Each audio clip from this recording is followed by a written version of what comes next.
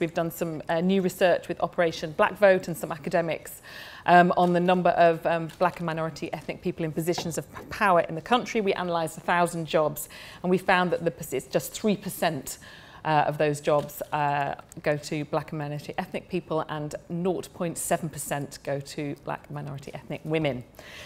Why is that, Sadiq? Well, firstly, this is a real problem for us, for our city and our country.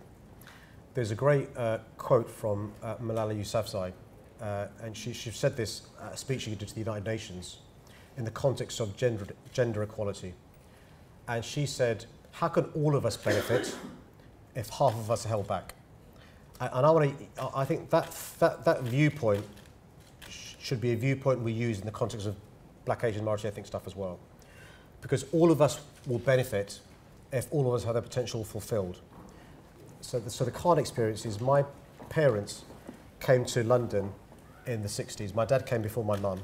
So when he first came to London, you'd go to some guest houses, B&Bs, other places, and there'd be signs up saying, no blacks, no Irish, no dogs. And by blacks, they meant anybody who wasn't white.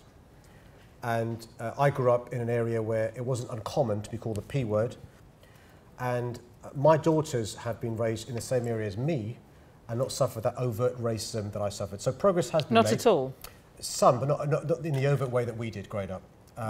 And so some progress has been made, and the progress has been made because Labour governments, passed laws. And the thing about passing laws is it doesn't overnight change the way you think, but it changes the way you act. And over a period of time, changing the way you act changes the way you think. And so legislation does matter.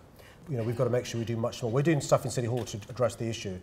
I appointed the country's first ever Deputy Mayor for social integration, community cohesion, because there are big issues around not just diversity, but around integration. How can we make sure young people have role models, mentors?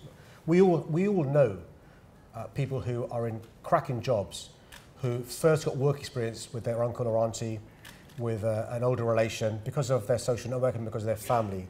They had high aspiration to go to university or get a good job because uncle, auntie, mum, dad also went to university or had high aspiration. Well, many kids growing up in London, not just on a council estate, but in other parts of London, have got no uncle, auntie in a position of power and influence and can't afford to do work experience for 3, 4, 5, 6, 7, 8 weeks because they need to pay their bills.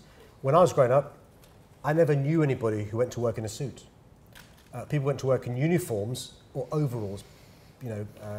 As Kath mentioned, I'm not sure if you know this, but my dad was a bus driver. so you'd wear uniforms going to work, or you'd wear an overall if you worked in the local factory and stuff. And so we've got to help in relation to stuff we can do that doesn't require legislation. And there's some great research done in relation to women and black, Asian, minority ethnic people who, when it comes to an advert for a job, certain people, brackets, white blokes, close brackets, will apply for a job when they probably only have got 70–80% of the spec required to do the job, whereas women in particular, black Asian minority ethnics, may well have 80–90% of the skills required, but won't have the confidence to apply for that job. And so we've got to think about how we can encourage people to apply for jobs and then support them when they do.